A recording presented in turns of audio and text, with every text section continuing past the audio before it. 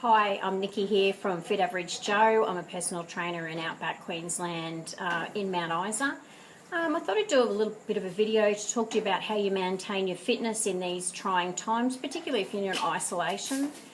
I guess one of the things that I hear most regularly is I'm not fit enough to go to a boot camp, or I'm not fit enough to go to the gym.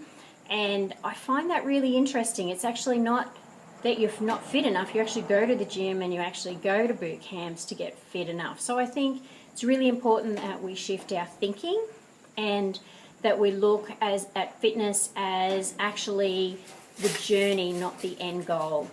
Being fit is actually what you want to be, and your end goal is to maintain your independence, to invest in your future health, to maintain good well-being.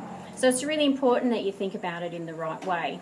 Now, exercise doesn't have to be expensive, and at the moment it's actually really cheap because all the gyms are closed and people have to be a little bit creative and work from home. They can train, I guess, in outdoor areas but not in big groups. So it's really important to be creative at the moment around how to maintain your fitness. If you're not self-motivated, that's a really difficult thing to do. I guess another thing is about forming healthy habits with your family. So making sure that the habits that you form with your health and fitness are also the habits that your children also have. So your children learn from you. If you're a healthy person and you're an active person, then your children will be the same. So it's really important to set a really good example for them. And it's also very good for you to invest in your future health, but you're also investing in the future health of your children. For example, women under 30, so important for them to be doing weight-bearing activities and also through the lifespan. So there's a lot of lack of use consequences if young women and older women are not active and doing weight-bearing activities. So that's just some examples. More examples: you maintain your independence longer, you're less prone to slips and falls, so less hospital stays, less visits to hospital. I guess there's opportunities for incidental exercise around the garden, in the yard. So if you're isolated, there's lots of little games you can play that don't have to cost anything. You can actually draw on the ground with chalk, you can play hopscotch with your kids, you can zigzag in and out of pathways, you can throw balls to each other, just working on those fine motor skills of being able to catch balls, small balls, big balls, running around, having races. There's all sorts of things that you can do at home to keep fit. I guess it is very important though, before you do start any exercise regime, that you do speak to your doctor. Make sure that you get a medical clearance before you do. That's most important, particularly for people who have been sedentary or who haven't had a lot of exercise lately.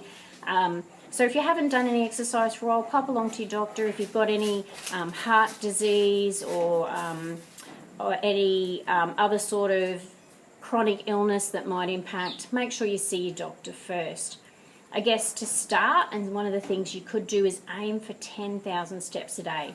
10,000 steps a day should be the goal for everybody.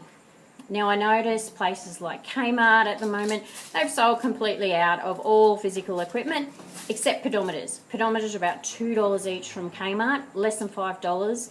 You can get a pedometer. So if you don't have an Apple Watch, you don't have a Fitbit or some other sort of way of measuring your steps, pop on down to somewhere like Kmart or Big W, get yourself a little pedometer and aim for 10,000 steps. If you want to know more information about that, you can go to 10,000steps.org.au. They'll give you lots of information about it. You can set yourself challenges, you can have team competitions. So if you're up and about and you're mobile and you're active around the house, you should be able to achieve your 10,000 steps a day. If you're not achieving that, set yourself a lower goal and start working up towards that over time.